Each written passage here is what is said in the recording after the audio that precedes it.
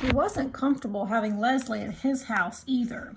Joyce Ann would stare, her index finger pulling down her mouth and making her drool. Brenda and Ellie always managed some remark about girlfriend, and his mother acted stiff and funny, just the way she did when she had to go up to school about something. Later, she would refer to Leslie's tacky clothes. Leslie always wore pants even to school. Her hair was shorter than a boy's. Her parents were hardly more than hippies. Maybelle either tried to push in with him and Leslie or sulked at being left out. His father had seen Leslie only a few times and had nodded to show that he had noticed her, but his mother said that she was sure he was fretting that his only son did nothing but play with girls, and they both were worried about what would become of it. Justin concerned himself with what would become of it. For the first time in his life, he got up every morning with something to look forward to. Leslie was more than his friend. She was his other, more exciting self, his way to Terabithia and all the worlds beyond. Terabithia was their secret, which was a good thing, for how could Jess have ever explained it to an outsider? Just walking down the hill toward the woods made something warm and liquid steal through his body.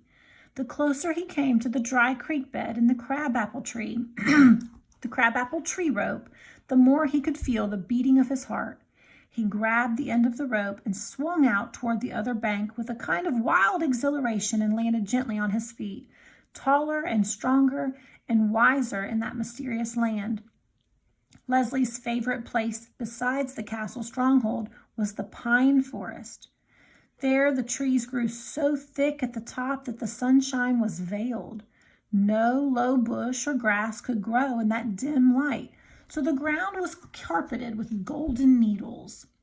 I used to think this place was haunted, Jess had confessed to Leslie the first afternoon he had revved up his courage to bring her there. Oh, but it is, she said. But you don't have to be scared. It's not haunted with evil things. How do you know? You can just feel it. Listen. At first he heard only the stillness. It was the stillness that had always frightened him before, but this time it was like the moment after Miss Edmonds finished a song, just after the chords hummed down to silence. Leslie was right. They stood there, not moving, not wanting the swish of dry needles beneath their feet to break the spell. Far away from their former world came the cry of geese heading southward. Leslie took a deep breath. This is not an ordinary place, she whispered.